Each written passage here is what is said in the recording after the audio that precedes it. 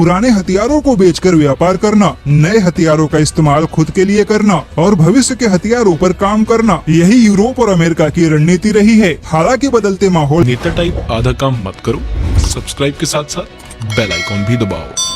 पुराने हथियारों को बेचकर व्यापार करना, नए हथियारों का इस्तेमाल खुद के लिए करना और भविष्य के हथियारों पर काम करना, यही यूरोप और अमेरिका की रणनीति रही है। हालांकि बदलते माहौल के साथ इन देशों ने अपनी रणनीति भी थोड़ी सी बदल दी है। हथियारों का व्यापार करने वाले देश अपने सहयोगी देशों के साथ अत्याधुनिक हथियारों का भी सौदा करने लगे हैं। वैसे इंसानों की नजर से देखा जाए तो मानव जाति विकास के रास्ते पर है, लेकिन कुदरत के नजर से देखा जाए तो यही मानव जाति विनाश और तबाही के रास्ते पर जा रही है। क्योंकि इतिहास गवाह है कि जिस सभ्यता ने भी अपने विकास की बुलंदियों को छुआ है, उसका पतन भी बहुत ही दर्दनाक हुआ है और आज की दुनिया भी उसी रास्ते पर जा रही है। पिछले साल 2019 में राफेल लड़ाकू जहाज बनाने वाली कंपनी दसॉल्ट एविएशन और एयरबस के साथ मिलकर जर्मनी और फ्रांस ने भविष्य में कदम रखते हुए फ्यूचर कॉम्बैट एयर सिस्टम यानी कि FCAS का ऐलान करके रूस के साथ ही कई सारे देशों को भी हैरान कर दिया। फ्यूचर कॉम्बैट एयर सिस्टम का मुख्य उद्देश्य भविष्य के युद्ध के लिए लड़ाकू जहाज बनाना है और उनके भविष्य के लड़ाकू जहाज जो बिना आवाज किए ही दुश्मन देश को पल भर में ही तबाह कर देंगे। लेकिन अब जर्मनी और फ्रांस की इस भविष्य की योजना में स्पेन की दिग्गज इंफॉर्मेशन टेक्नोलॉजी और डिफेंस सिस्टम से जुड़ी कंपनी